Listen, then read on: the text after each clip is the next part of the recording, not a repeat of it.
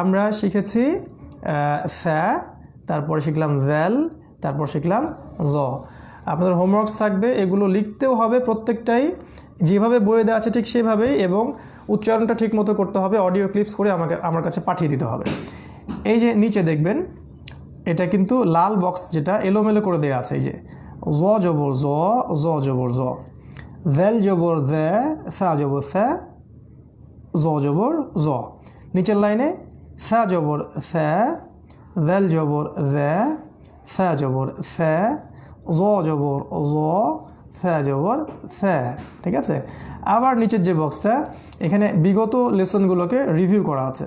যেমন এই যে ফা জবর ফা, মিম জবর মা, ওয়াও জবর ওয়া, ফা জবর ফা, ফা জবর ফা, মিম জবর মা, বা জবর বা, মিম জবর মা, ফা জবর ফা, দ্যাল জবর দ্যা। শেষের লাইন বা জবর বা, মিম জবর মা, এই যে বা জবর বা, ওয়াও জবর ওয়া, ফা জবর ফা। ঠিক আছে।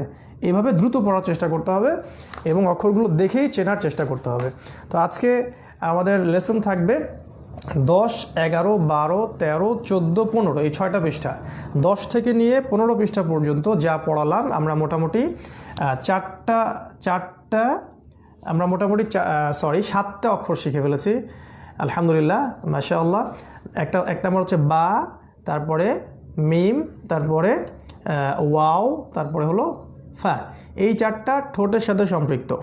বা, মিম, ফা, ওয়াও, 4টা ঠোঁটের সাথে সম্পৃক্ত। এটা একটা গ্রুপ করতে পারেন, এটা ঠোঁটের সাথে সম্পৃক্ত। আর সেকেন্ড গ্রুপ হচ্ছে জিহ্বার অগ্রভাগ এবং দাঁতের নিচের অংশ থেকে 3টা অক্ষর বের হয়। একটা হলো ফা, ফা, যার উপরে 3টা ফোঁটা থাকবে, নুক্তা। তারপর হলো দ্যাল, দ্যাল, দালের মতো দেখতে বাট উপরে একটা ফোঁটা থাকবে। আর হলো জ, তয়ের মতো দেখতে কিন্তু উপরে একটা নুক্তা থাকবে। ফা, দ্যাল, জ, ফা, দ্যাল, জ।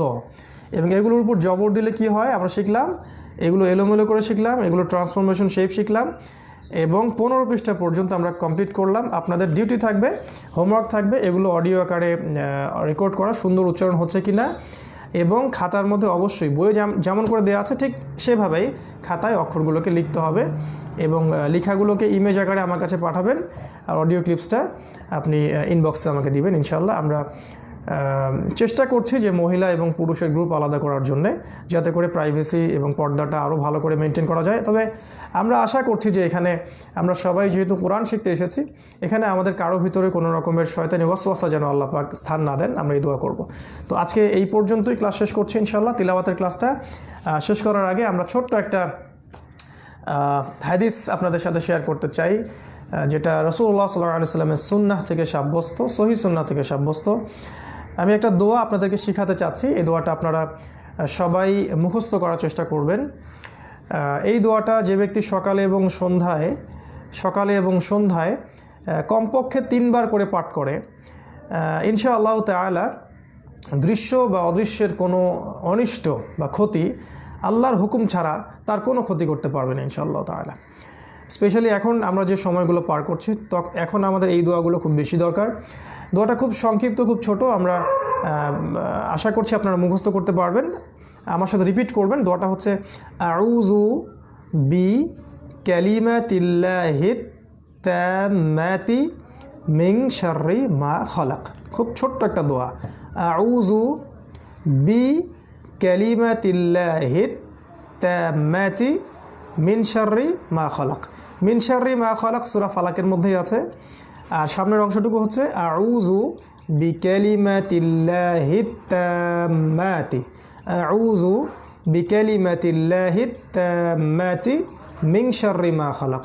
এই দোয়ার অর্থ হচ্ছে আমি আল্লাহ সুবহানাহু ওয়া তাআলার সব পবিত্র এবং পরিপূর্ণ কালিমাগুলোর ওসিলায় বা এর মাধ্যমে আল্লাহ পাকের সমস্ত সৃষ্টির ক্ষতি থেকে আল্লাহর আশ্রয় প্রার্থনা করছি। মানে আল্লাহ রাব্বুল আলামিনের সমস্ত সৃষ্টির মধ্যে যে ক্ষতি আছে, যেটা আমরা দেখতে পারি বা পারি না, এই পুরো ক্ষতি থেকে আমি আল্লাহর কাছে আশ্রয় চাচ্ছি।